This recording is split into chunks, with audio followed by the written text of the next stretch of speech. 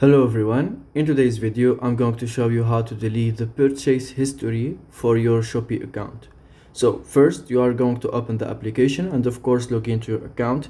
After that, when you are in the home page, as you can see in the bottom right you will find me icon profile. You just select that one and then you just scroll down a little bit and here you will find the support section. You are going to choose the first one, help center.